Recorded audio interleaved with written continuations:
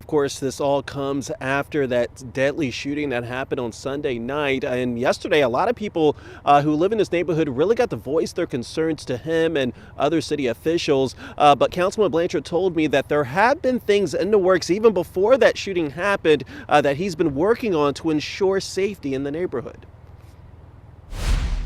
There are neighborhood master plans all over the city. The Federal Hill area has never had one. Baltimore City Councilman Zac Blanchard talks about efforts to ensure public safety in the Federal Hill neighborhood.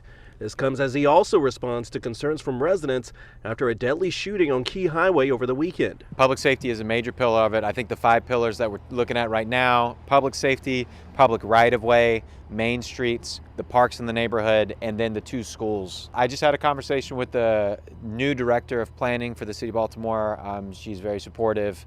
I've talked to several different community leaders. I think we're getting the people who are going to leave each of the pillars and the steering committee and whatnot together.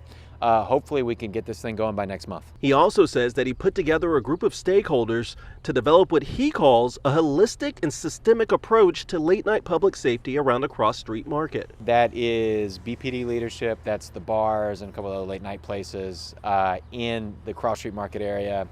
A lot of different city agencies involved in that process, liquor board, etc.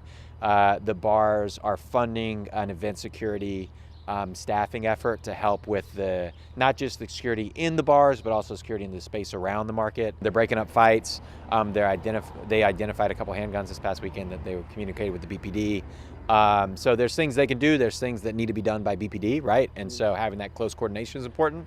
But no, I think it's off to a promising start. He says he's also working with the mayor's office and DOT to possibly install physical deterrents to dirt bike riding on Key Highway, Battery Avenue, Covington Street, Warren Avenue, and some other areas. We need speed bumps that are narrow enough to actually deter dirt bikes.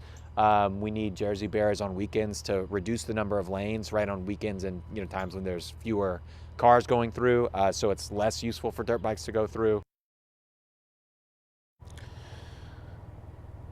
Now, on top of all of that, he also told me that he's trying to work with MTA to reroute several city buses so students at Digital Harbor High School could be picked up closer to the building. Reporting live here in Federal Hill, Kyrie Stewart, WBAL-TV 11 News.